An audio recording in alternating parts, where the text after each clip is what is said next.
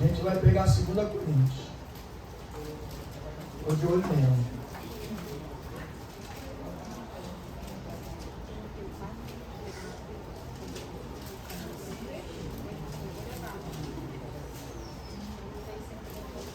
O Coríntios é pequenininho. Tem menos do que essa empresa só. Amém? 1 Coríntios capítulo 16. Mas eu queria ler, que é muito interessante para a gente entrar no 16. Eu queria ler aqui do versículo 53 até o 58 do capítulo 15. Vamos lá. Diz assim a palavra do Senhor Deus: pois convém que aquilo que é corruptível se revista da incorruptibilidade, e aquilo que é mortal se revista da imortalidade. Convém. E quando o que é corruptível se revestir da incorruptibilidade, e o que é mortal se revestir da imortalidade, então se cumprirá a palavra que está escrita: tragada foi a morte na vitória. Onde está, ó morte, o teu aguilhão? Onde está, ó morte, a tua vitória? Ora, o aguilhão da morte é o pecado, e a força do pecado é a lei. Graças, porém, a Deus, que nos dá a vitória por nosso Senhor Jesus Cristo. Portanto, meus amados irmãos, sede firmes e constantes, sede firmes e constantes, sempre abundantes na obra do Senhor. Por quê? Sabendo que no Senhor o vosso trabalho não é em vão. Em algumas traduções, nunca é em vão. Nosso trabalho na obra de Deus, nunca, seja ele qual for, do que lava o banheiro ao que prega, nunca vai ser em vão. Nunca. Sempre vai trazer galardão para cada um de nós. E aí a gente entra no 16. Eu quis ler esse final, porque depois eu vou dizer que o fato interessante que tem do final do 15 para a entrada do 16. Ora, quanto à coleta para os santos, fazei vós também o mesmo que ordenei às igrejas da Galácia. No primeiro dia da semana, cada um de vós ponha à parte o que puder, não é o que é obrigado, o que puder ajuntar, conforme a sua prosperidade, proporcionalizou, conforme a sua prosperidade, para que não se façam as coletas quando eu chegar. Isso é Paulo falando para a igreja. E quando eu tiver chegado, enviarei os que por cartas aprovardes, para levar a vossa dádiva a Jerusalém. Se valer a pena, que eu também vá, irão comigo. Irei, porém, ter convosco, depois de ter passado pela Macedônia, pois tenho de passar pela Macedônia. Bem pode ser que fique convosco e passe também o inverno, para que me encaminheis para onde quer que eu for. Não vos quero agora ver de passagem, mas espero ficar convosco algum tempo, se o Senhor permitir. Ficarei, porém, em Éfeso até ao Pentecoste, porque uma porta grande e promissora se me abriu, e há muitos adversários. Marca esse versículo 9 aí que eu vou. Ele merece uma atenção especial. Esse, o 10 e o 11. E se Timóteo for ver vocês, vede que esteja sem temor convosco, pois trabalha na obra do Senhor como eu também. Portanto, ninguém o despreze. Enviai-o em paz, para que venha ter comigo. Eu o espero com os irmãos. Acerca do irmão Apolo, roguei-lhe muito que fosse com os irmãos ter convosco. Na verdade, não teve vontade de ir agora, mas irá quando se lhe ofereça boa oportunidade. Vigiai, estais firmes na fé, portai-vos varonilmente, fortalecei-vos, fazei todas as vossas obras com amor. Agora, vós, irmãos, bem sabeis que a família de Estéfanas é o primeiro fruto de Acaia, e que se tem dedicado ao ministério dos santos. Rogo-vos que também vos sujeiteis a estes e a todo aquele que auxilia e trabalha na obra. Alegro-me, porém, com a vinda de Estéfanas, de Fortunato e de Acaico, porque eles supriram o que a vossa parte lhe faltava. Pois alegraram o meu espírito, assim como o vosso. Reconhecei aos tais. As igrejas da Ásia vos saúdam. Saúdam-vos afetuosamente no Senhor. Áquila e Priscila, com a igreja que está em sua casa. Todos os irmãos vos saúdam. Saudai-vos uns aos outros com ósculo santo, com cumprimentos santos e reconhecimentos santos. Esta saudação é do meu próprio punho, Paulo. Se alguém não ama o Senhor Jesus, seja amaldiçoado. Vem, Senhor, a graça do Senhor Jesus Cristo seja convosco. O meu amor seja com todos vós em Cristo Jesus. Amém. Glória a Deus. Deus amado e santo, queremos, Senhor, em primeiro lugar, engrandecer o teu santo e poderoso nome. Agradecer, Senhor, pela tua presença.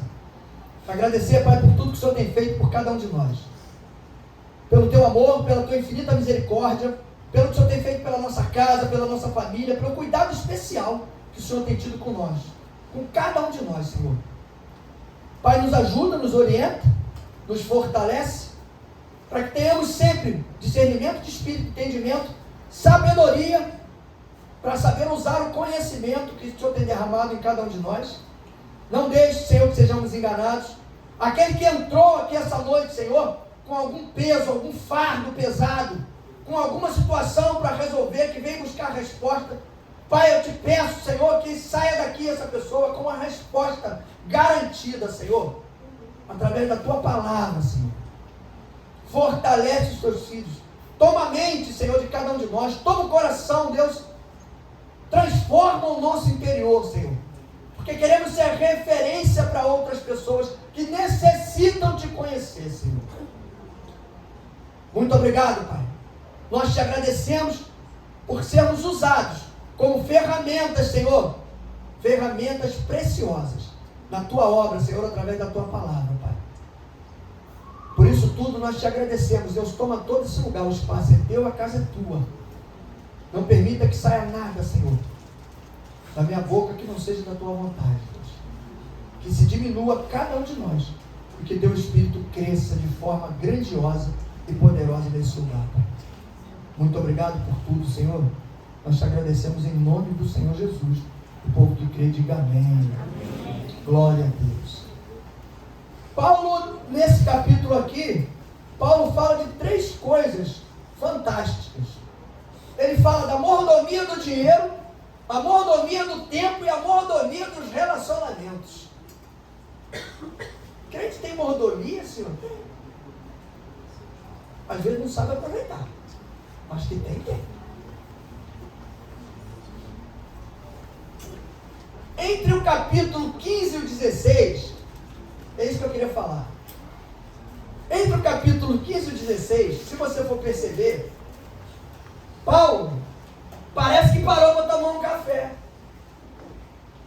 Porque ele vem no capítulo 15, e no final do 15 ele vem fechando, falando de quê? De ressurreição. Da obra ressurreta, né, de Cristo Jesus. E ele termina falando disso, de ressurreição, falando de igreja, falando de salvação, falando de transformação. Mas ele inicia o capítulo 16 falando de quê? De dinheiro. Então parece que ele veio do céu. Ele estava no céu falando de ressurreição, falando de Jesus, falando do sacrifício, da transformação. E dali ele parece que para fazer uma avaliação da situação, um contexto, e entra no 16 falando de dinheiro. Mas falando de dinheiro de que forma? Ensinando o povo da igreja próspera a ajudar o povo da igreja que era pobre e necessitada. Sabe aquele papo de café? Que você para, você está resolvendo um problema e para tomar um café, aí você emenda num outro assunto, num outro papo que também é interessante, mas que não tem muito a ver com aquele anterior. Só que tem a ver. Porque quando você fala quem realmente foi transformado pela cruz e por Cristo, ele entende qual é o valor desse reconhecimento da necessidade das pessoas de serem ajudadas. Mas como é que você vai ter esse entendimento? Você só vai ter esse entendimento através do discernimento espiritual. Para que você não seja explorado. Para que a igreja não seja explorada. A igreja, às vezes, por exemplo, tem a igreja de Capivari. Fundamos a igreja. Fizemos tudo lá, fizemos obra. A igreja não tinha nada, estava abrindo. Não tinha dinheiro, não tinha situação nenhuma, não tinha nada. Compramos instrumentos. Estruturamos tudo. O que é que nós fizemos? Exatamente isso. Nós pegamos o dinheiro daqui da igreja e abençoamos lá. Pagou o dinheiro de volta, pastor? Não, claro que não. Claro que não. Se Deus deu dinheiro para cá e ele entrou e não fez falta para nós, era porque era para abençoar lá. E foi para lá. O que Paulo está dizendo aqui para o povo, lá em Corinto, é exatamente isso. Que vocês tenham esse entendimento de que vocês com a prosperidade, vocês têm a necessidade e o dever de atender os necessitados. Lembra da instituição dos diáconos? Por que os diáconos foram instituídos na igreja na época? Para atender as viúvas e os órfãos. Na divisão dos recursos. Porque elas estavam ficando esquecidas. E os gentios também. Porque atendia-se os judeus e as viúvas ficavam para trás e os gentios ficavam lá para trás ainda. Então instituiu-se para quê? Para saber no meio do povo quem realmente, porque tem sempre os espertão, né? Tem os espertões de plantão. Para saber quem realmente tinha necessidade para poder ser atendido nas suas necessidades. É o primordial na igreja. Todo mundo sabe. Quem não sabe vai saber agora. Aqui na igreja é proibido passar necessidade. Proibido. E pastor, a igreja está pedindo sobrando, né? Com certeza, claro que não. Mas a outra certeza que eu tenho é que se houver necessidade, Jesus vai providenciar para que ela seja cumprida, porque a obra dele não é minha, não é tua. Mas a gente precisa ter isso no coração. Porque senão, quando o recurso chegar, a gente vai pensar que é para a nossa benesse. A gente vai chegar lá. Mas vamos andar aqui no texto. Vamos chegar lá. Do versículo 1 ao versículo 4, Paulo fala uma coleta para a igreja pobre de Jerusalém, para os necessitados. Quando ele dá ordem lá no versículo, está no versículo do 1 ao 4, se você for ver aí, ele dá um ensinamento à igreja, olha lá, para que quando ele chegar lá, não esperarem por ele, para ele tomar a providência, que a providência já tivesse sido tomada. O que eu falo aqui? Não espera pelo pastor, não espera pelo missionário, não espera pela pastora. Você reconheceu, viu a necessidade, tem condição de fazer, faça. Faça. O galardão é teu, não é meu.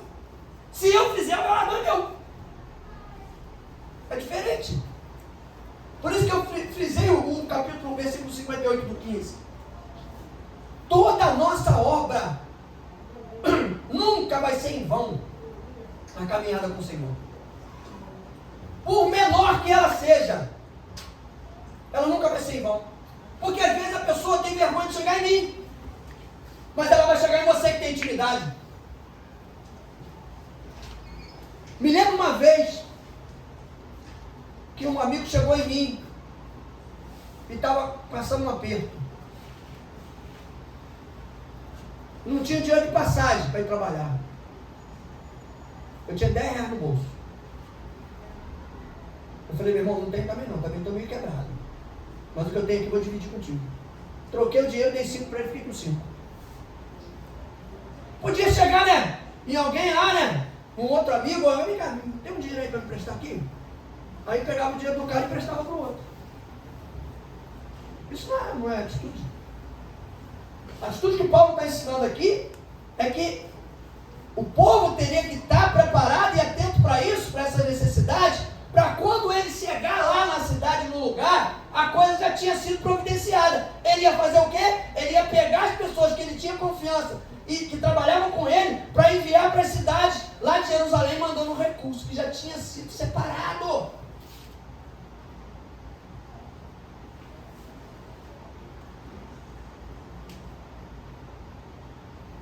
Eu mandei frisar aqui o versículo 9 do 16, aqui você vê o seguinte: porque uma porta grande e promissora foi aberta para mim, e há muitos adversários.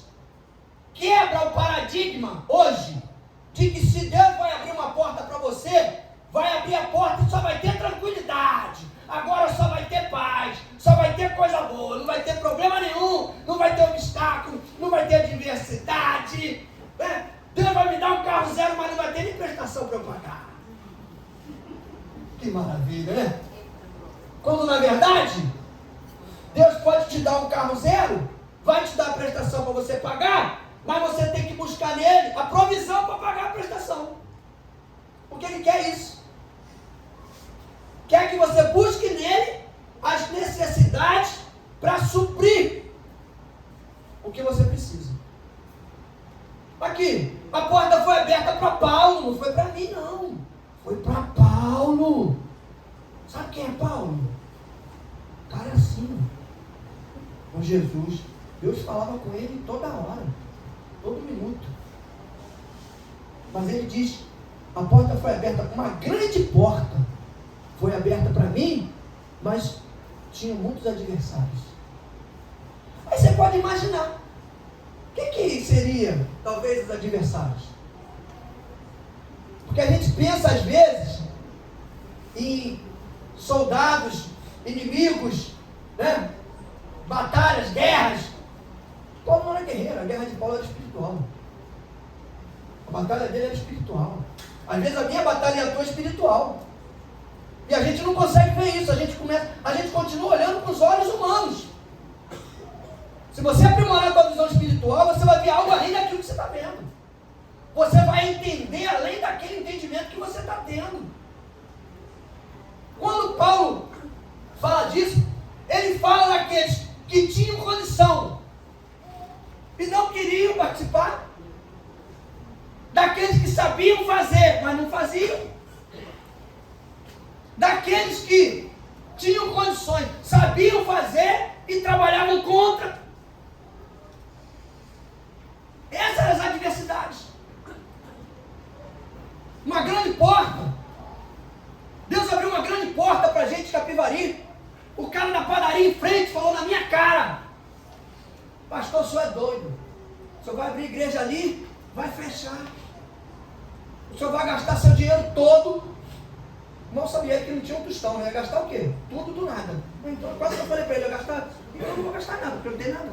Se falou que eu vou gastar tudo, não tem nada, não vou gastar nada. O senhor vai gastar seu dinheiro todo, o senhor não vai botar 10 pessoas dentro daquela igreja. Eu falei, meu irmão, mas a obra não é minha. O dono da obra é que vai providenciar o recurso. Agora, uma coisa eu te digo, eu tenho certeza. E ele disse que era missionário, pregador, sei lá do que, da palavra, não sei de quem. Deve ser lá, da palavra dele. o dono da obra, ele vai providenciar o recurso e vai botar o povo lá dentro da igreja.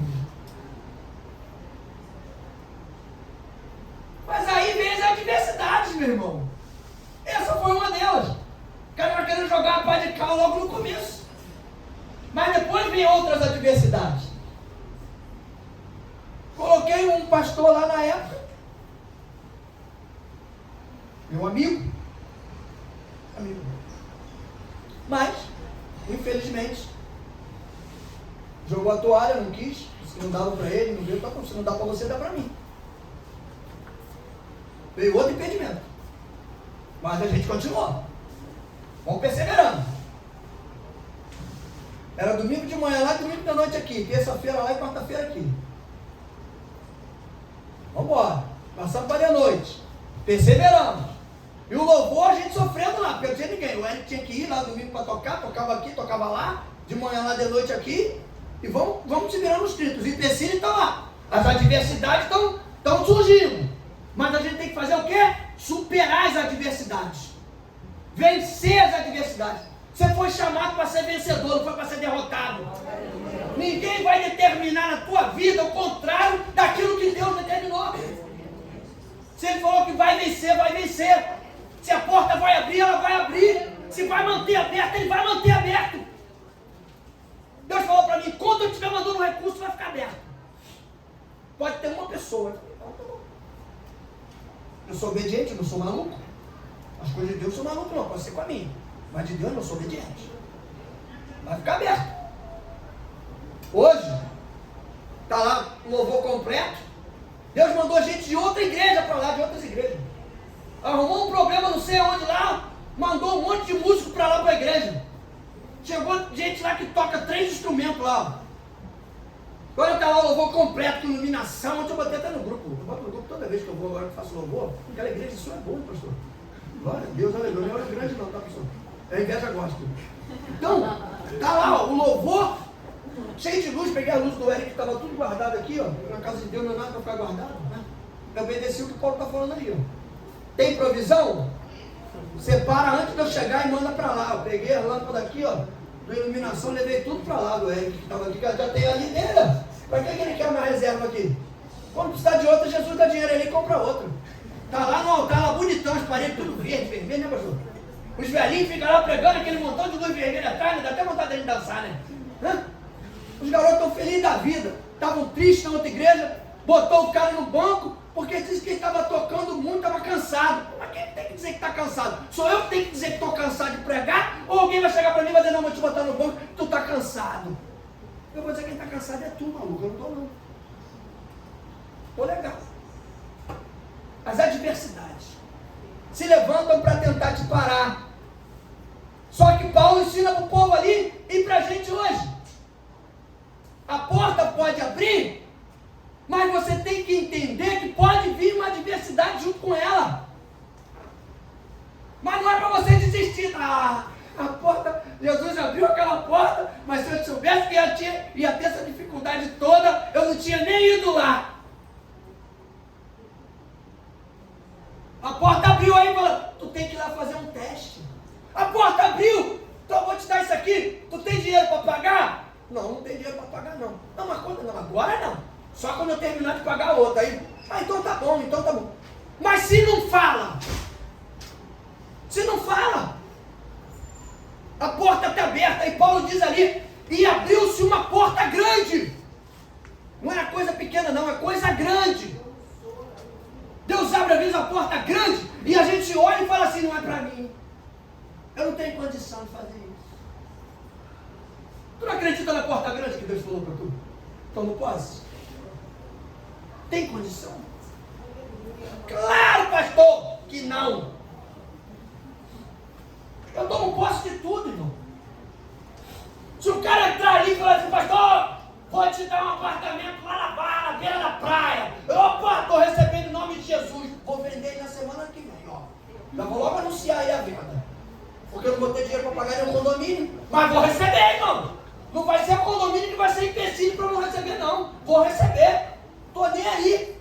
Vou te dar uma Mercedes. Opa, pode me dar. Mas bota no meu nome aí. Bota aí. Botou no meu nome, no dia seguinte está na agência para vender. pego o dinheiro da Mercedes, compro um carro bacana para mim, o resto do dinheiro já dá para pagar umas contas aí, se livrar de umas dívidas. Mas tem gente que não, que parece que cria uma barreira, pensa que Deus vai abrir a porta e vai mandar a bênção. Mas olha, assim, lembra dos profetas? Foi 12 vigia, olheiro, né? X9, foram olhar lá. Só 2. Foram 10 ou 12, pastor? Nem lembro mais. 12. Só 2 chegaram na reunião lá e falaram, usou tudo. Não, mas não dá para entrar naquela terra não, porque tem gigante, porque não sei o quê, porque a terra não sei o quê, porque tem dificuldade e tal, e botando um monte de empecilho. Os outros 2 que tiveram com a visão espiritual, cheio de vontade de entrar na terra. Vocês estão tudo maluco, rapaz? Quem foi que mandou ir lá? Quem foi que disse que a terra é nossa? Aleluia. Vocês esqueceram que esse que prometeu é fiel para cumprir o que ele já cumpriu lá atrás? Glória a Deus. Às vezes a gente esquece do que Deus já fez. Parece que mudou, que é outro Deus, não vai fazer isso agora não. Ele fez lá atrás, porque agora não vai fazer mais. Meu irmão, é o mesmo Deus. Vai ser o mesmo Deus daqui a 20, daqui a 30, daqui a 50, daqui a 100. Se ele prometer, toma posse. Porque só recebe, só é dono quem toma posse. Meu irmão, esse negócio de posse é um negócio muito sério. Se a gente não toma posse, pode ter certeza que alguém toma posse no seu lugar. Eu digo isso porque todo mundo conhece uma tal de uma ação chamada uso, tem gente que fala uso campeão, né? Ação de uso campeão. Tira o M. É uso capião. É de capar. É capião, de capar. Tem um terreno, abandona ele lá. Abandona ele 5 anos lá. Pra tu ver. Se entrar um cara lá e ficar 5 anos lá dentro, se for aqui, na região urbana, você não tira mais ele. Se for lá no interior, 10 anos, você não tira mais ele. Vai ter que entrar na justiça. E se o cara, porque se o cara fez lá uma benfeitoria duradoura, pior ainda. Porque se o juiz, aí tu chora. Porque se o juiz disser que vai te dar o terreno e te devolver, ele vai mandar você indenizar o cara. E às vezes o terreno vale 50 mil, o cara fez uma casa de 300. Tu vai dar 300 mil, cara? Não, tu vai ficar tempo. Por quê? Porque ele tomou posse, ele se apossou do terreno. Eu brinco, sempre falo que tinha uma senhora com um papel na parede, um quadro lindo na parede dela, tadinha, morrendo de fome. Na casa dela sofrendo sozinha, uma senhorinha, não sabia ler, tadinha. E aí tá lá o papel lindo, uma moldura, deram a ela um quadro, ela botou na parede lá. A sobrinha deu a ela, botou lá. Um dia foi um amigo visitar, falou assim, mas como é que está a senhora? Eu estou passando necessidade, não tenho o que comer direito. Tô... Mas por que a senhora está passando necessidade? Não, porque não tem recurso, não tem nada. Mas como não tem? O senhor sabe o que é aquilo ali? Ela falou assim, é um quadro que a minha sobrinha me deu, bonito, eu achei e botei na parede ali. Aí ele falou assim, aquilo ali é uma escritura de uma fazenda. Tinha aquele negócio verde, né? Aquele brasão verde, aquele colorido, ela achou que era um quadro, botou na parede para enfeitar a parede. E estava lá um tempão. E ela passando necessidade, ele falou, a senhora pega aquilo ali, vende a sua fazenda, pega o dinheiro e guarda, a senhora vai viver o resto da sua vida e não vai faltar mais nada para a senhora. Às vezes é o que acontece com a gente. A gente não toma posse daquilo que Deus já entregou para nós. A gente bota numa moldura e deixa guardado, protegendo. Lembra da passagem dos talentos? A um Deus deu 1, outro deu 2, outro deu 3, outro deu 5, o que recebeu 5 multiplicou, fez 10, o que recebeu 1 guardou. Porque Deus é zeloso com as coisas dele, e eu fiquei com medo, aí guardei para não perder o dinheiro dele, mas Deus não queria, que Deus queria que multiplicasse. E aí o que tinha 5, entregou mais 5 para o Senhor dele, e o Senhor dele falou, servo justo e fiel, já que tu multiplicou, eu vou te dar mais 1. Tirou daquele que só tinha 1, e deu para ele, o outro ficou com nenhum, ele ficou com 11. Se você não toma posse, alguém toma posse por você. bênção ela vem. A obrigação nossa é tomar posse dela, independente da circunstância que você olhe e veja. Se Deus falou, faça, porque se Ele falou, Ele vai cumprir, porque Ele vai dar condições para você cumprir aquilo que Ele determinou. Quando Paulo falou, vai, pega aí antes de eu chegar aí. Quando eu chegar, já esteja com tudo preparado, que eu vou dividir, vou entregar para as pessoas certas, para eles levarem nos lugares que eles já sabem que tem necessidade. O que a gente faz lá? Depois do culto, Capivari tem o quê? Jantinha. Tem dia que tem 30 criancinhas lá para jantinha. Que coisa linda, né? A irmã Antônia e a outra irmã lá fica descabelada lá fazer comida para eles. Inventaram ainda de trazer para terça-feira. Aí está sendo terça e domingo, comidinha, jantinha. Por quê? Aí vai dar. Vai ficar bonitinho, né? Para falar para todo mundo que a igreja ela se há de dar comida depois do culto. Ai, vai fazer fila lá na porta, pastor, para todo mundo comer lá. Não é tudo isso não. É porque a gente sabe que naqueles dias que eles estão na igreja, às vezes a única refeição que aquelas crianças fazem é aquela que eles comem na igreja. É o quê? É entender a necessidade do povo. Se você tem condições e não faz, você é pior do que o ímpio. Porque você sabe fazer, tem condições de fazer e não faz. Por quê? Por quê? Esse texto me pegou pesado hoje, me pegou firme. Se alguém estiver trabalhando na obra, trate com respeito, não despreze, para não criar contenda ou constrangimento, mas sim alegria. Está no versículo 10 aqui, ó. Quando eu falei para marcar o 10, e se Timóteo for, veja para que ele esteja sem temor convosco, pois trabalha na obra do Senhor como eu também. Eu já posso imaginar, sabe o quê? Timóteo era um garoto, era um jovem. Então, aqueles crentes mais cascudos, já viu o nego bater? Ah, eu tenho 20 anos de igreja, tu só tem 5, quer me ensinar? Eu te garanto que eu conheço gente hoje que tem 3 anos e ensina pra gente que tem 15. Não tem medo nenhum de falar isso. Nenhum. Porque tempo de igreja não é galardão, não gera galardão para ninguém, nem divisa. O que gera galardão e divisa é a intimidade que você busca com Deus, o conhecimento que você tem. Porque a intimidade com Deus, ela vai te dar sabedoria para você administrar o conhecimento que Ele te deu. Sem sabedoria, a gente usa o conhecimento de forma errada. A gente ofende as pessoas, agride as pessoas, maltrata as pessoas. O que Paulo estava dizendo aqui? Paulo está dizendo, ó, cuidado, hein? Cuidado quando vocês tratarem dele aí, porque Timóteo trabalha na obra de Deus igual a mim. Olha isso. Paulo colocou Timóteo na mesma posição que ele. Ele trabalha na obra de Deus igual a mim. Não maltrata ele não, não despreza ele não. Respeita ele, porque ele também é um ajudador, como cada um de nós.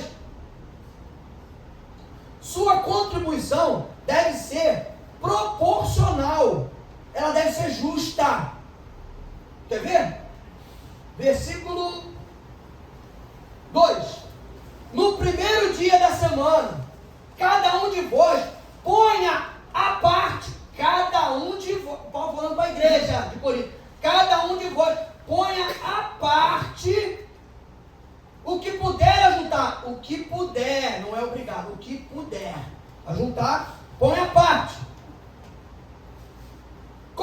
Agora que vem, ó, conforme a sua prosperidade. Conforme a sua prosperidade. O que ele está dizendo aqui? Proporcionalidade. Se você ganha mais, dê mais. O outro que ganha menos vai dar menos. Proporcionalizou, irmão. É o que eu falo aqui, mas eu falo natural, né? Eu falo, olha só, irmão, Deus não quer nada de quem não tem nada. Não, eu só tenho esses 100 reais aqui para mim fazer a compra da minha casa, eu vou passar fome. Meu irmão, Deus não quer. Deus, Ele quer a tua prosperidade. Agora, se ele te tem um salário de 2.000, a tua oferta tem que ser em cima do teu salário de 2.000. Não é que nem fazem aí, é 30%, não é 30%, é 10% que eu dízimo. Ah, mas eu quero dar uma oferta, pastor. É problema teu, é você que vai saber o que tu vai dar. Ninguém tem que te obrigar a nada. Tem que ser liberalidade. O que Paulo ensinava na igreja era isso. A responsabilidade com a finança. Por quê? Porque ele queria ajudar as outras igrejas que estavam em crescimento. Queria manter a igreja. Então, mas ele tinha que ensinar o povo, não é obrigar ninguém, é ensinar qual é o procedimento. Agora, se vai fazer ou não, aí vai entrar na história da adversidade.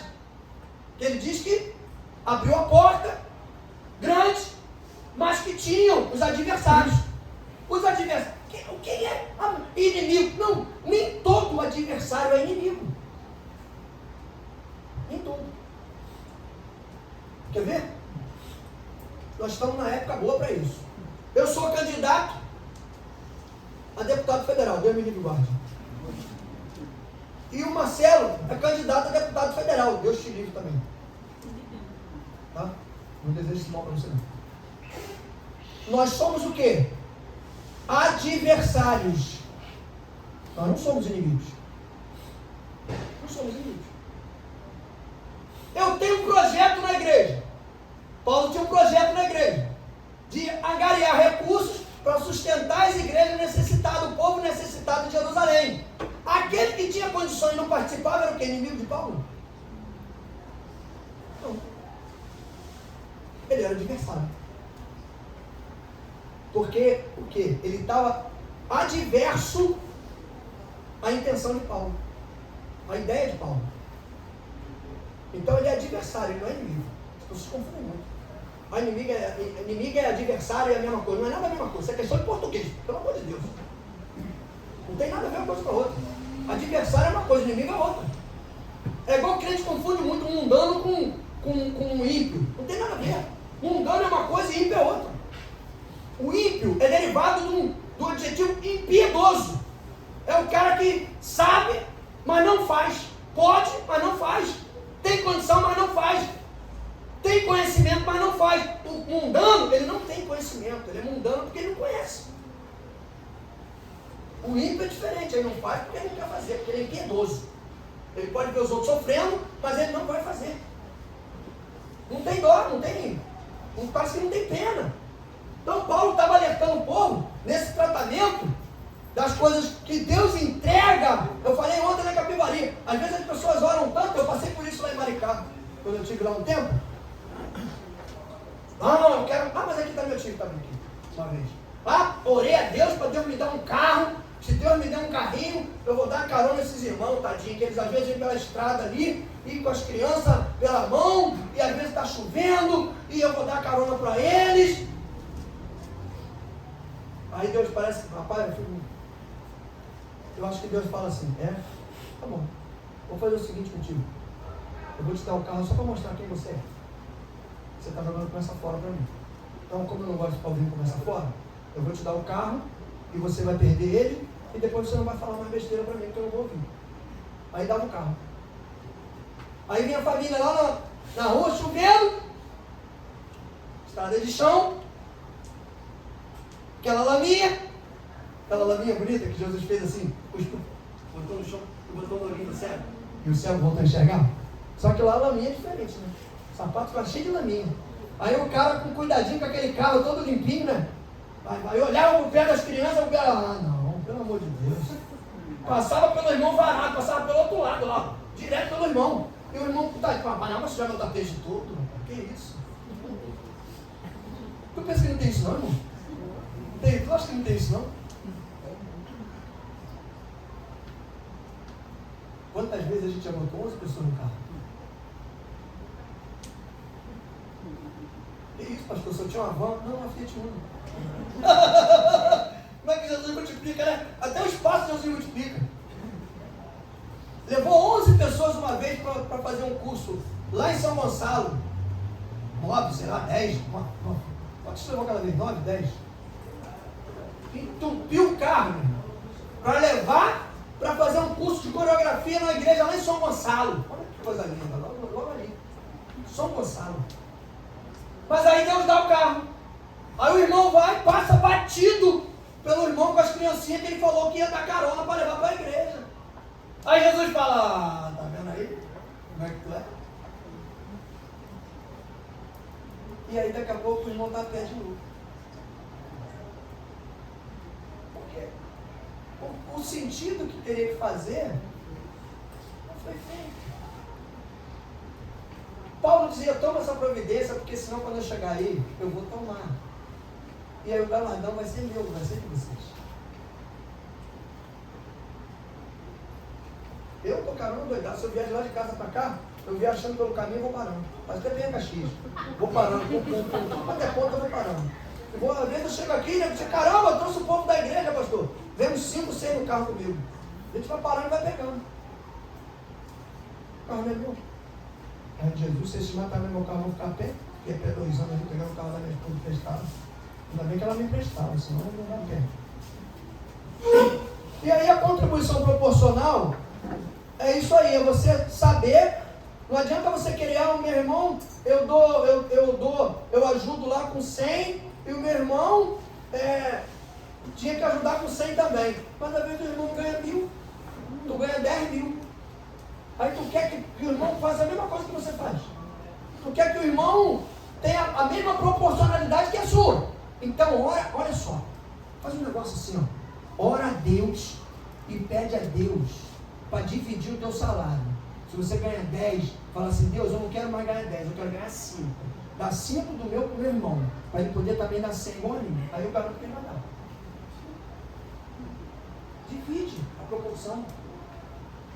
O irmão dá igual, o salário é igual. Então, está tudo tranquilo. Vai bater certinho com o que a palavra está ensinando. Envolva os irmãos na doutrina da igreja, porque assim eles serão comprometidos e não se sentirão excluídos. Não perca tempo, nem oportunidade. Cuide do tempo, o controle do tempo. Você quer ver? Falamos de dinheiro, mordomia. 3 mordomias no mesmo capítulo. Crente tem mordomia, pastor? Tem. Tem mordomia até de sobra. Eu hoje trabalho 3 dias na semana. Como trabalho 3? Como trabalho? Versículo 8 e 9. Paulo diz assim, ficarei, porém, em Éfeso até o Pentecoste. Eu vou ficar em Éfeso até o Pentecoste. Por quê? Ele determinou esse tempo. Logo em seguida, porque uma porta grande e promissora foi aberta para mim e a muitos adversários. Eu vou ter que gastar tempo com isso. Eu vou ter que gastar tempo para tomar posse dessa porta, para passar por ela. Eu vou ter que batalhar. Eu vou ter que lutar a favor das pessoas e contra outras pessoas que estavam dentro da mesma igreja com ele.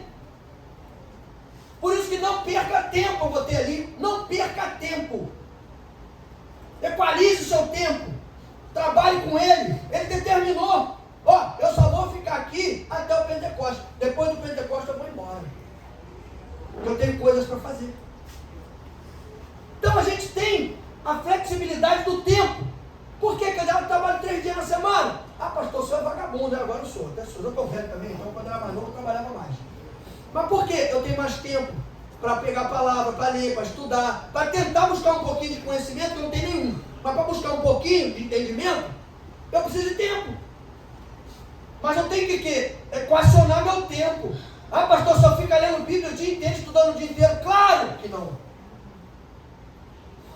Eu não quero entrar naquele versículo de que a letra mata, quem vivifica é o Espírito. Eu tenho que viver mais do que eu conheço. Não adianta eu querer conhecer muito e não viver nada. Fingir que vivo. Não vai ter resultado. O resultado vai ser ruim. Não vai dar certo. Não vai transformar a vida de ninguém. Sabe por quê? Porque a gente acaba deixando de ser referência para as pessoas. As pessoas vão olhar para nós e não vão ver a sabedoria. Vai ver o conhecimento, mas não vai ver a sabedoria. Sabedoria é você saber lidar com as situações. É saber ouvir algumas coisas que você não quer ouvir. Saber de coisas que você não quer saber. E saber administrar isso com tranquilidade. E saber que a obra que Deus tem na tua vida é muito maior do que tudo aquilo de desgraça que chega no teu ouvido. Esse tem que ser o entendimento do crente. Não dá para você viver de crente de cristal, qualquer coisinha. Não vou mais não. Não vou para a igreja mais não. Você só vai mudar de endereço. Se você sair daqui por causa de um problema que você está passando na igreja aqui, sem você superar ele, você vai para outra igreja e vai ter o mesmo problema. Não é diferente não. Igreja foi um negócio criado para não dar certo, só dá certo o que Deus quer. Cada um pensa de uma forma, cada um entende de uma maneira, cada um é mais esperto do que o outro, cada um sabe mais que o outro. Aí a Bíblia diz que o servo, ele nunca vai ser maior do que o Senhor dele. O discípulo nunca vai ser maior que o mestre. Mas o único lugar que a gente encontra um monte de discípulo que quer ser melhor que o mestre é na igreja. Um montão. Por isso que Paulo falou aqui, olha Timóteo aí, tá vendo? Ele é um jovem. E aí ele frisou bem, ele trabalha na obra, cuidado, hein? Cuidado com ele, quando vocês mandarem, trabalhem, mostrem para ele que vocês estão tratando ele com respeito, com carinho, com cuidado, para ele não ficar com medo de vocês, porque ele trabalha na obra igual a mim. Como ele fala? Igual a mim. Se colocou no lugar de Timóteo e colocou Timóteo na mesma posição dele. Respeita ele. Exatamente. Respeita ele. Olha para ele que ele é um jovem. Sim, um jovem. Mas por que um jovem não pode crescer no entendimento, não pode crescer na intimidade, não pode crescer na busca, não pode crescer na confiança? E uma hora chegar para mim ou para você e dar uma palavra de conselho, de conforto para a gente, uma palavra de sabedoria. Nós estamos criando uma igreja aqui, que lá na frente eu vou ver isso. Jovens ensinando Bíblia para a gente que tem 30, 40 anos de igreja. Eu quero ver isso e vou ver em nome de Jesus. E você vai ver também. Se estiver aqui, vai ver. Jovens que o pessoal vai comentar e vai falar, rapaz, esses jovens são ligados mesmo no Espírito Santo. Conhecedores de palavra. Não quero ver, daqui a pouco a gente vai ter culto de adolescente aí, juventude misturado, já dá para ter culto. Não quero ver um adolescente sem Bíblia aqui na igreja. Não quero ver. Todo mundo com Bíblia. E não vem com isso aqui não, tá? Porque isso aqui está do meu lado aqui só para mim olhar para ele aqui e fazer a comparação entre o texto da palavra. Aqui, ó. É manusear a Bíblia. Manusear a Bíblia. Porque a gente não foi ensinado nem doutrinado para afrontar ninguém. Você vai pregar, você vai falar da palavra de Deus aqui no celular, já vai constranger alguns. Mas se você for numa igreja do interior, e Deus quiser te usar lá para você levar uma palavra de transformação, de fortalecimento para a igreja, você vai chegar lá e abrir um laptop, você já vai desmoronar o pessoal que está sentado lá na tua frente. Já não vão ter uns que não vão nem acreditar muito no que tu vai falar. Só por causa da situação. A gente tem que acompanhar. Se perder o manuseio da palavra, pode ter certeza que um dia vai passar vergonha. Sabe por quê? Aqui você não busca nada. Aqui você não sabe onde está não. Aqui você busca e ele te diz onde está.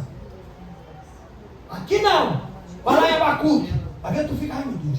Abacuque está lá perto dos profetas pequenos. Perto de Amós. Está lá, vou procurar Amós aqui. Tu começa a procurar um, procura outro. Se perde. Agora, quando você tem intimidade com o manuseio da palavra, fica mais fácil. Sabe por quê? Deus vai te dando estratégia.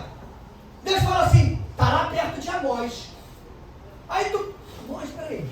Aí depois, lá na frente tem Miqueias, tem Jonas ali perto. Tu vai achar um ali, vai achar ele. Tu vai achar o que tu quer. Agora, quando não tem conhecimento, vai aqui. Abacuque. Pá! Aí, tum! Abre Abacuque para tu. Aí, olha. Deus muito de Bíblia. Jesus é bom demais. Não tem. Perde um pouco da graça, da essência da coisa. Da intimidade com a palavra. Sabe por quê? Assim, às vezes, eu dou um exemplo, sempre quando eu falo nisso. Você tem noção de quantas coisas Thomas Edison descobriu até chegar na lâmpada? Mas sabe Mas o que tem uma coisa a ver com a outra, pastor? Eu falei, porque ele estava querendo descobrir a lâmpada. Mas ele descobriu um monte de coisa, até o telefone. Mas ele queria descobrir a lâmpada. Você já imaginou? Você está folheando a Bíblia aqui, e aí daqui a pouco você abre um texto aqui que te chama a atenção, aí tu vai ler, e rapaz, interessante isso, hein? Apertando a multidão para ouvir a palavra de Deus, estava ele junto ao lago de Genezaré. Aí tu vai lembrar assim, vai dizer, rapaz, isso aí é aquela pesca maravilhosa que o Rogério falou ontem, pastor. O Rogério tá, né? O cara não sabe nem ler, imagina se aquele cara soubesse ler. Jesus do céu. Ele está fazendo a abertura do culto lá, rapaz, está parecendo até igreja, aquelas igrejas da Assembleia, grandona, famosa. Ele já entra no meio da música, é melhor do que eu. Eu espero a música acabar, eu sou mais educado, né? Espero acabar o louvor para eu subir. Ele não, ele já sobe no final do último louvor e já começa a orar, ó. Quando tu abre o olho, ele já está lá em cima, já orando, ó. E a chapa esquenta e vamos que vamos. E ele falou ontem sobre isso, ó, perto maravilhosa, porque esse texto que eu li agora, esse pedacinho, o cara jogou a rede, estava acostumado, é profissional. Às vezes a gente está acostumado a algumas coisas, já faz por osmose. Tu não faz nem, eu faço pedacinho, faz por osmose. Aí Deus fala assim, não, agora tu não vai fazer assim, não, tu vai fazer assim. Aí não, assim não, eu sei como é que faz, eu faço todo dia. Aí tu faz de um jeito diferente, rapaz, não é que o negócio deu certo? Como é que pode? Eu fazia isso todo dia. Porque a gente esquece um pequeno detalhe. Um pequeno detalhe muito pequenininho.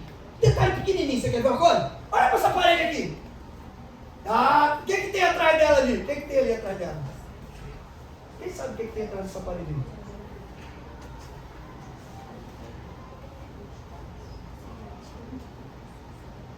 Você pode falar um terreno, um espaço, um prédio, um não sei o que, um galinheiro, um sei lá o que. Mas se você perguntar a Jesus, ele sabe tudo que está ali, até a pedrinha que está no canto, uma plantinha que está não sei o que na parede, ele sabe tudo que está ali atrás. A gente esquece que ele tem essa visão, ele tem esse conhecimento de todas as coisas e a gente não tem. Então o que a gente tem que fazer? Obedecer. Obedecer sem questionar. E por isso que eu botei aqui, não perca tempo, nem oportunidade. Cuide do tempo, controle o tempo. Se você tem tempo, Deus está te dando refrigério com o tempo, controle ele. Equalize o seu tempo para você distribuir as coisas, para você ter tempo. Porque às vezes Deus dá tempo, aí o cara arruma outro trabalho. Deus dá tempo, aí arruma outra coisa. Aí daqui a pouco começa, não estou aguentando, porque eu estou trabalhando demais. Não pode fazer nada, eu consigo nem ler a Bíblia. Porque o cansaço é tanto, pastor. Porque quando eu sento para ler a Bíblia, o sono vem. Quando eu vejo, eu estou dormindo. Como é que vê se você está dormindo?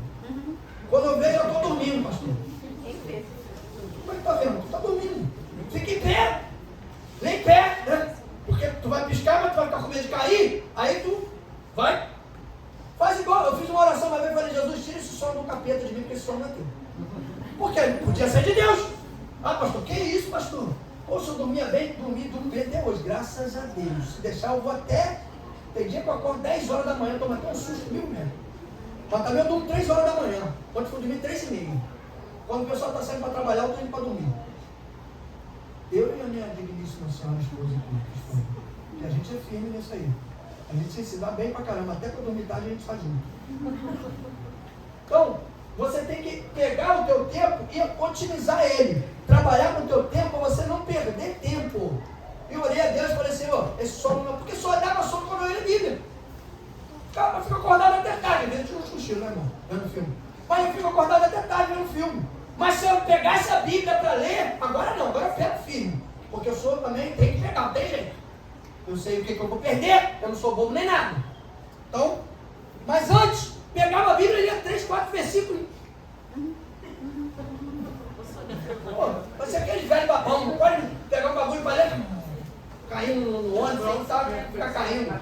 Parece que está com problema. Eu falei, Jesus, tira esse sono do capeta, porque esse sono não é teu. Eu quero ler Bíblia. Eu preciso ler Bíblia. Aí uma vez eu caí na besteira e falo assim, porque o senhor sabe que eu sou preguiçoso, né? O senhor quer me usar na palavra? Então o senhor tem que me ensinar a ler Bíblia, porque eu não leio Bíblia, eu sou ruim de ler Bíblia. Rapaz, para que eu falo isso?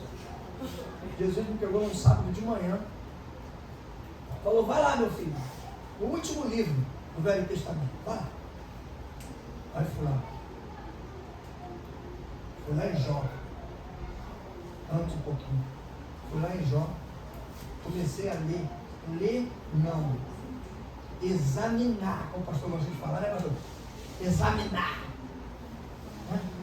Eu vi uma pregação já sobre examinar e ler. A gente também fala de ler a Bíblia, né? A gente não tem que ler a Bíblia, a gente tem que examinar a Escritura.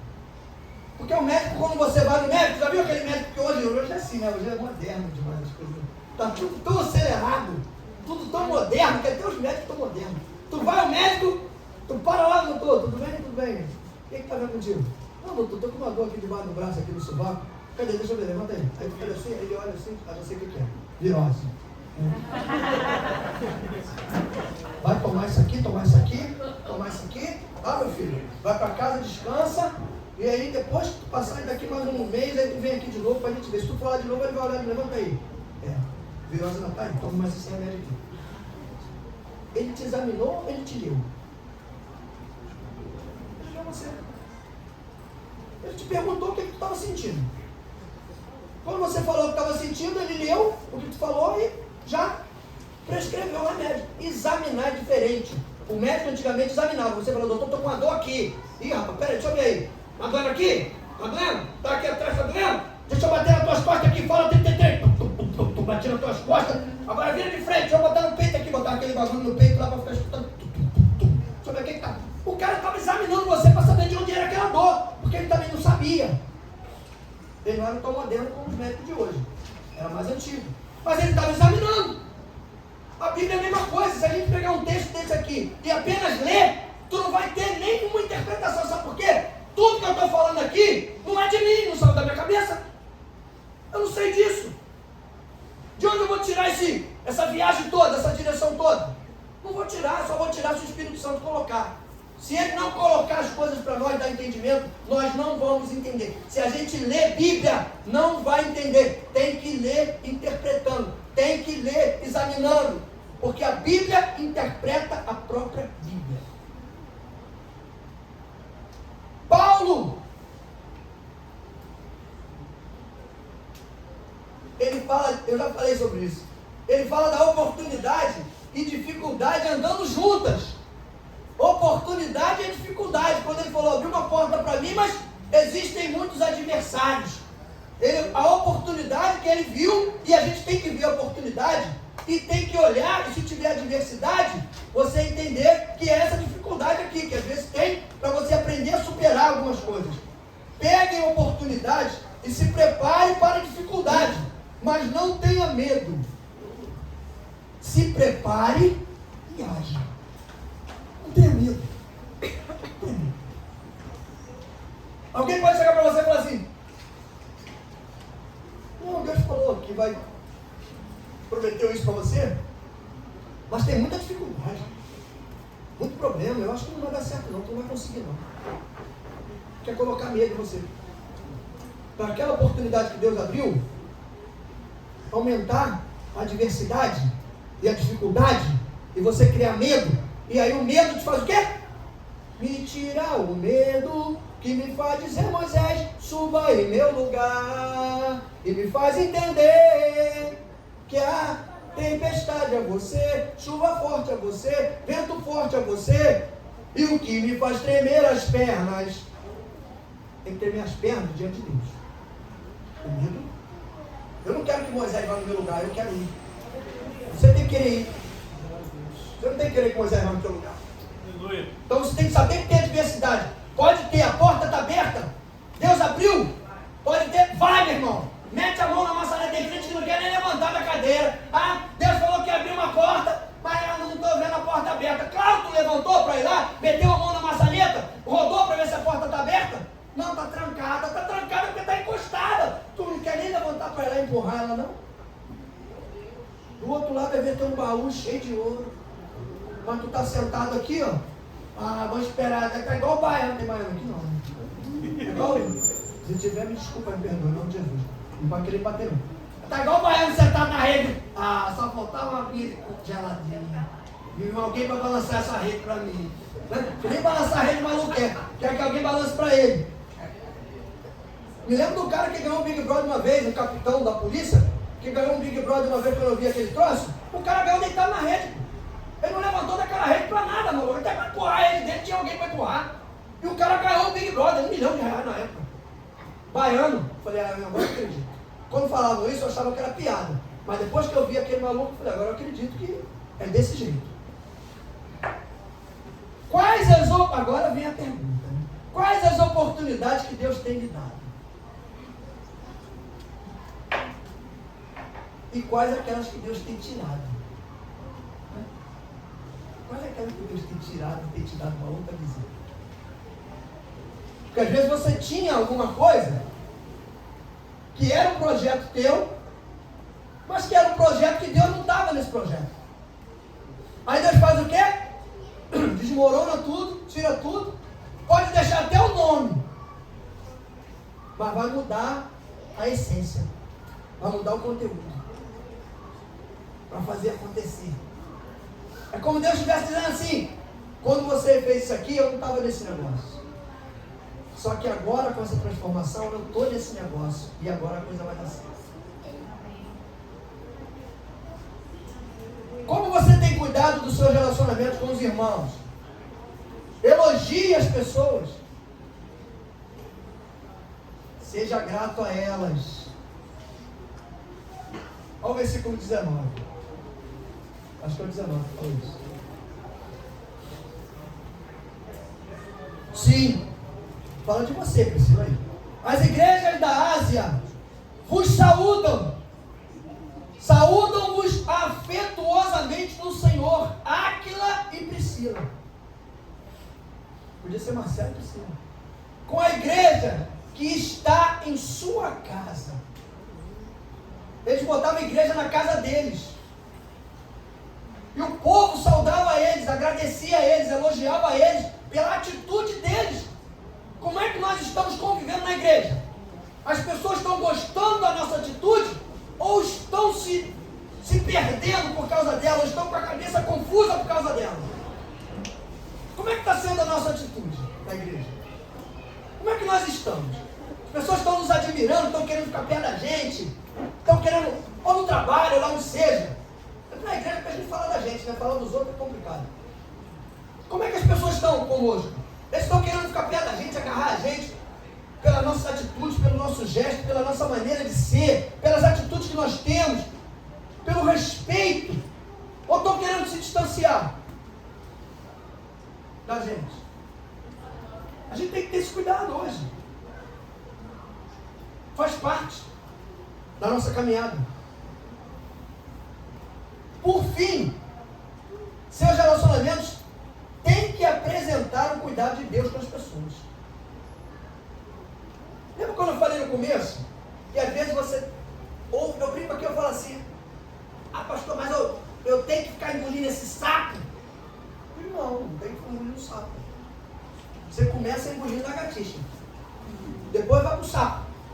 Do sapo tu vai pro jacaré.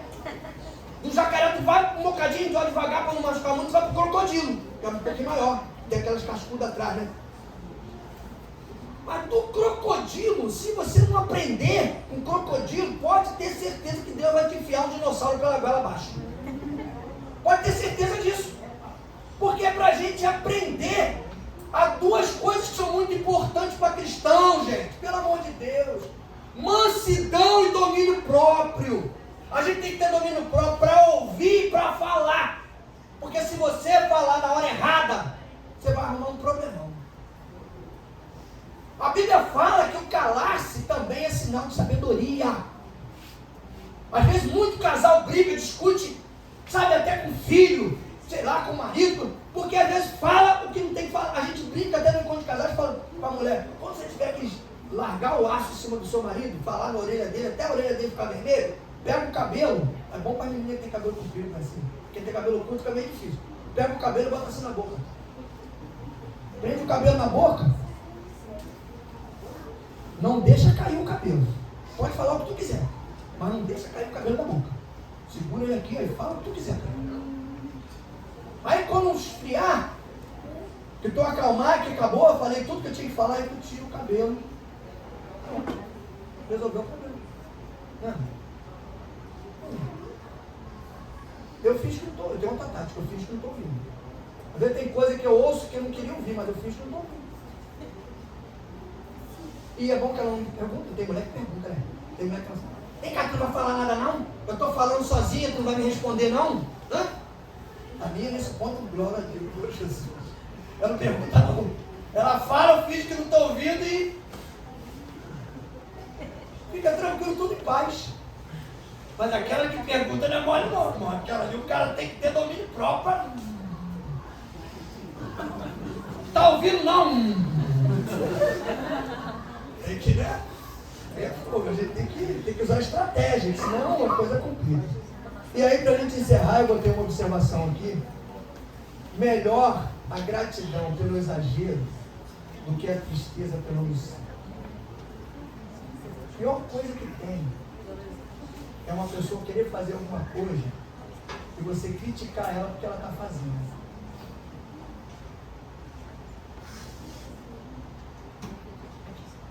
É melhor que ela faça e até peque pelo exagero do que pela falta. Porque a omissão, ela gera tristeza. Em toda situação. Se Deus te mostra alguma coisa para você fazer, andar num caminho que Ele quer que você ande, porque Ele precisa resolver essa situação, mas você finge que não está entendendo, não faz. Vou obedecer. Mas tem gente que às vezes Deus nem mandou fazer aquilo, mas está querendo acertar a situação, está querendo ajustar, está querendo, mas vai fazer, eufórico, vai fazer. Aí chega alguém e fala, pô, meu irmão, tá fazendo isso aí pra quê? Quem mandou tu fazer isso? Para não fazer isso não. Eu já fiz isso aí, não dá certo não, deixa isso quieto aí. Se as pessoas falam para mim, pastor, o senhor consegue escutar 10 vezes, 20 vezes a mesma coisa? Eu vou virar para você, não, isso aí já falou para mim, já ouvi isso aí 10 vezes, já não deu jeito até agora, não vai ter jeito mais não. Não vou fazer isso nunca. Vou deixar falar. Não, meu filho. Mas já tentou fazer assim, já tentou resolver desse jeito, já tentou ir por aqui, já. Paciência. Se a gente não tiver mansidão e domínio próprio, dificilmente a gente vai conseguir transformar a vida de pessoas.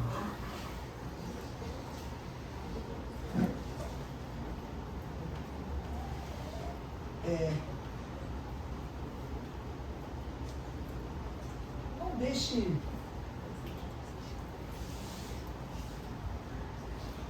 a gratidão de lado.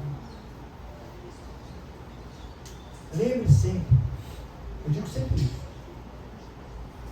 Não, entenda bem uma coisa, não é questão de dependência. Dependência a gente só tem de Jesus, de mais ninguém. Você não tem dependência de mim, de ninguém.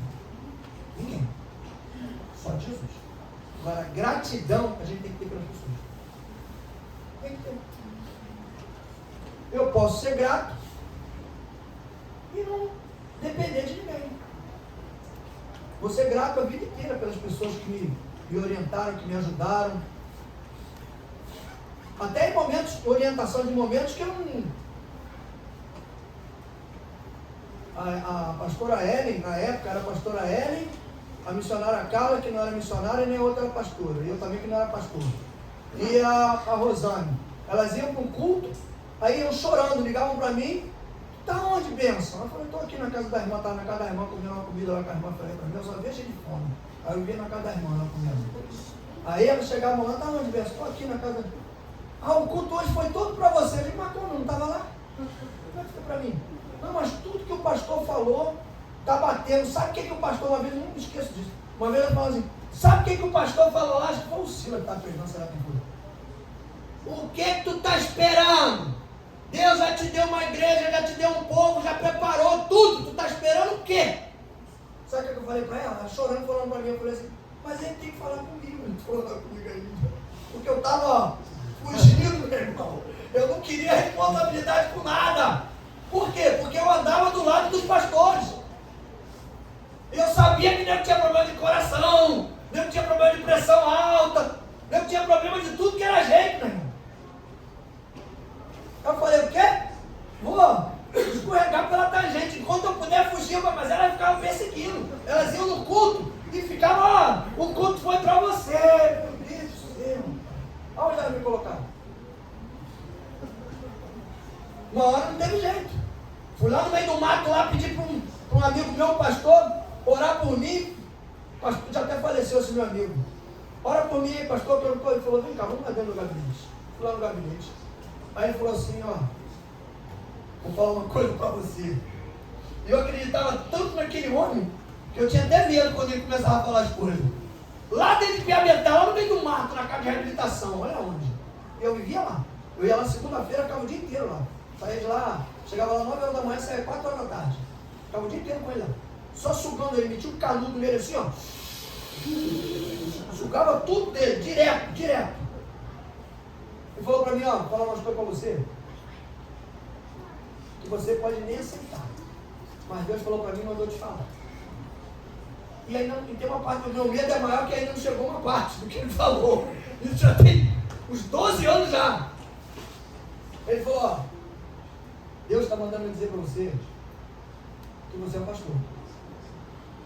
Eu olhei para ele e falei, mas tu sabe que eu não sou. Ele falou, não sei não, você é sim. Se Deus falou para mim que você é, você é. Ou tu vai duvidar dele? Se ele falou. Ele falou o seguinte, que já tem uma igreja pronta, um povo pronto, esperando. Tudo preparado. E que, para você ficar tranquilo, que ele vai mandar pessoas preparadas para caminhar contigo. Ele parou por aí? Não. Ele está dizendo para mim, eu não sei, isso aí é interior dele. Ele está dizendo para mim que vai ser difícil para você aceitar, porque você tem seus negócios, né? Tua empresa e tal, e você tem preocupação com o que você ganha, né? Você fica preocupado na igreja, né? Você não, eu sou contra, realmente até hoje eu sou contra esse negócio de salário da igreja. Eu não me vejo ainda com essa visão, não tenho essa visão ainda. Ele falou assim, ó, Deus está falando para mim, para você ficar tranquilo. Ele vai te dar 10 vezes mais do que você tem hoje. Mas, aí vem mais, né? Não tem certeza que tem mais. Tem que ter mais. Falou, mas vai chegar uma hora que você vai ter que parar com tudo que você faz. E você vai trabalhar só para ele. Aí foi o choque tem. Já veio na cabeça, já na hora, meu Deus, como é que vai ser isso? Vou ter que largar o trabalho, largar tudo, ficar só na obra, só fazendo a obra, sabe? Ele falou, não tem jeito, tá? Vai chegar um momento que ele vai te apertar e você vai ter que trabalhar só para a obra dele. Vai lá, você não vai fazer mais.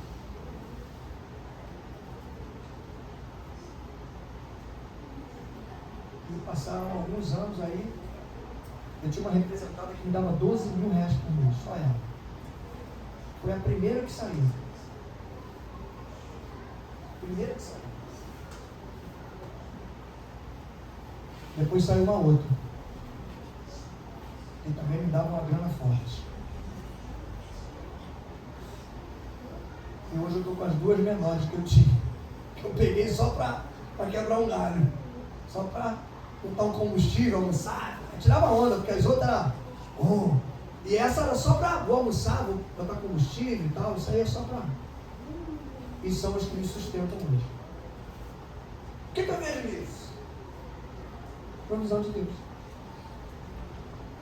Tirei aquelas duas que você achava que era a maior que você tinha, que te sustentava, que te bancava, que te fazia tudo, né? Essa daqui não dava para nada, né? Tirei aquelas e provisionei nessa aqui. Quando eu falo para as pessoas do que eu vendo de mel, eu gosto que estou brincando, estou falando piada. Que vende de mel? Quem é que vende 70 mil reais de mel? Tá doido, mano. É mel até para jogar fora. O que eu quero dizer com isso? Às vezes, de onde você menos espera, é onde a provisão de Deus chega na tua vida.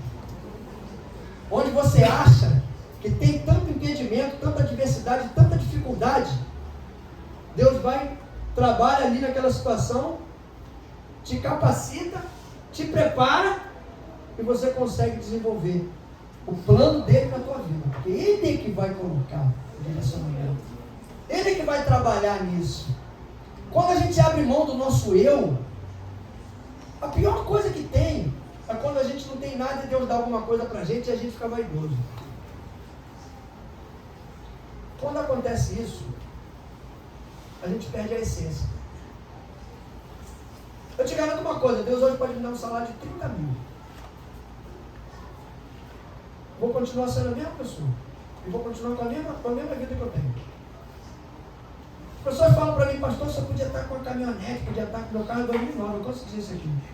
Só podia estar de caminhonete e tal. Por quê? Meu carro não paga nada, está quitado. Não me dá problema, não me dá dor de cabeça. Gastei agora uma merrequinha lá, gastei uns 700 merréis, troquei os negócios lá.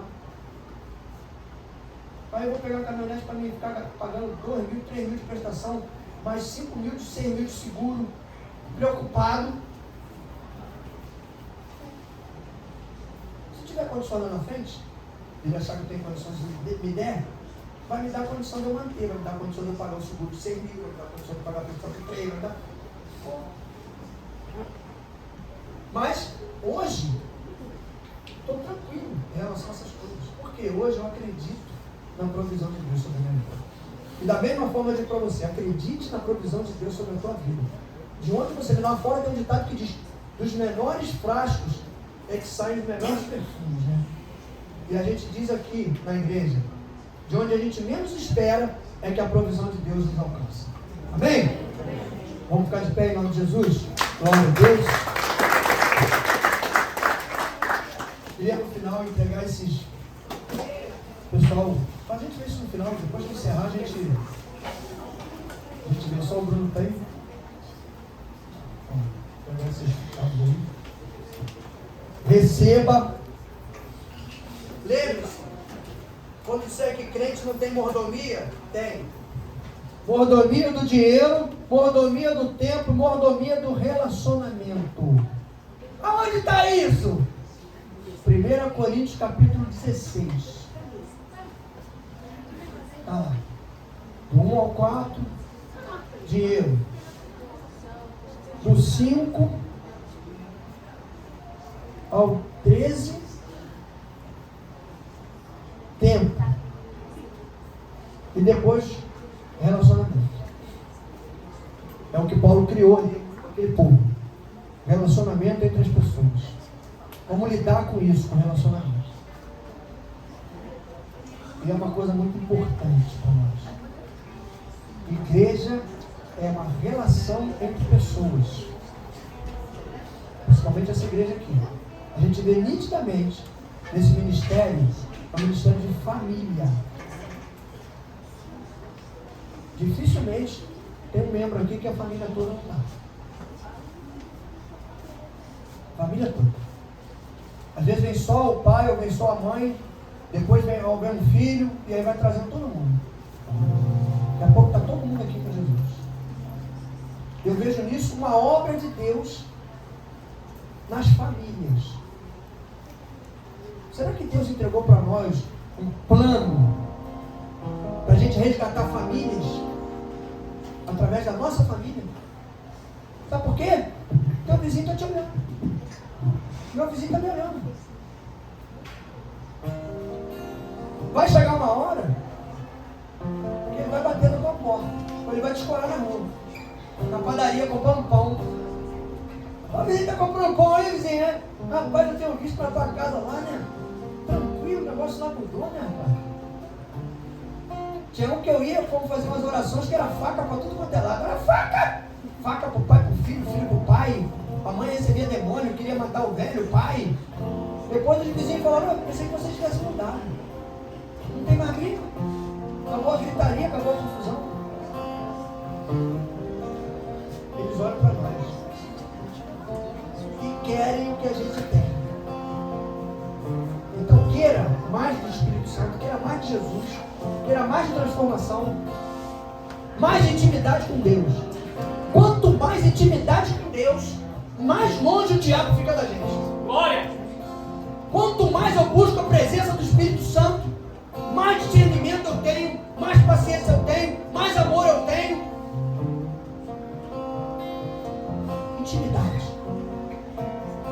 Relacionamento.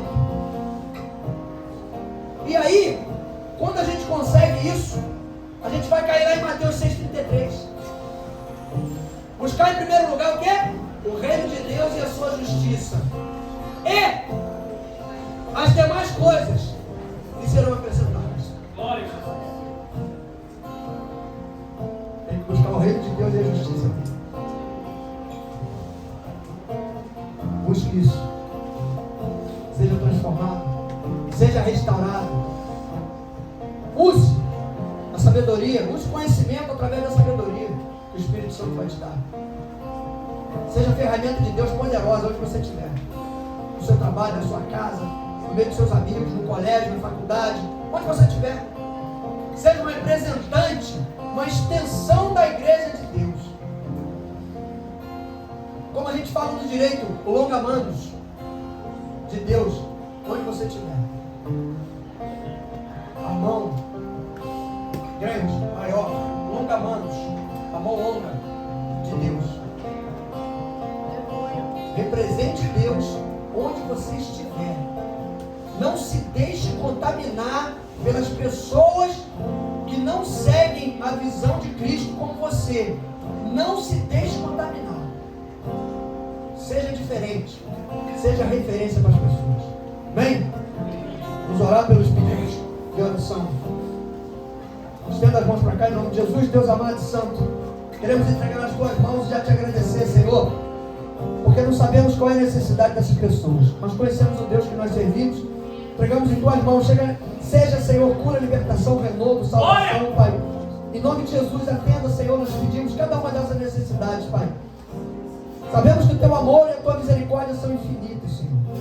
Alcança, Deus, cada uma dessas vidas, Pai. Que eles estejam aqui conosco como testemunho, Senhor, do grande milagre que o Senhor fez na vida de cada um deles, Pai. Por isso nós deixamos no teu altar santo, nas tuas mãos, já te agradecendo, Senhor, também pelo culto dessa noite, Pai. Obrigado pelo louvor, pela palavra, por tudo que aconteceu, pelo que ainda vai acontecer. Nos dê uma semana abençoada, Senhor. Que o teu Espírito esteja conosco por onde quer que nós andarmos, Deus. Não deixe nos sermos enganados, Senhor. Nos oriente e nos ajude, Senhor, para que possamos ter um entendimento, Deus, que tudo aquilo que nós temos, Senhor, seja recurso financeiro, seja físico, estrutura emocional, estrutura de conhecimento bíblico, tudo aquilo que nós temos, Senhor, não é nosso, é teu. E quando nós temos algo que é teu, Senhor, é para entregarmos para outras pessoas, para dividirmos com nossos irmãos, Pai. Sejamos uma igreja referência, Pai. Que o teu Espírito nos guarde, nos livre de todo mal.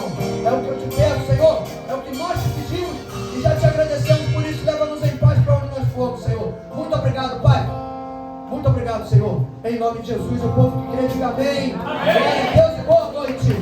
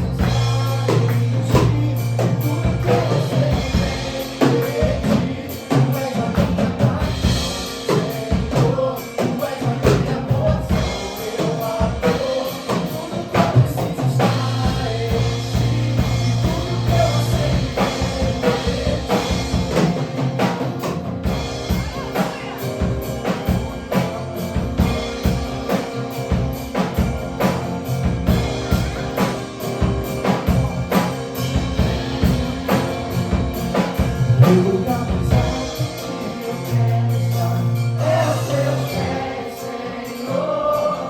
Eu me prostro pra poder te levantar. O lugar mais alto que eu quero estar é aos teus pés, Senhor. Eu me prostro pra poder te levantar.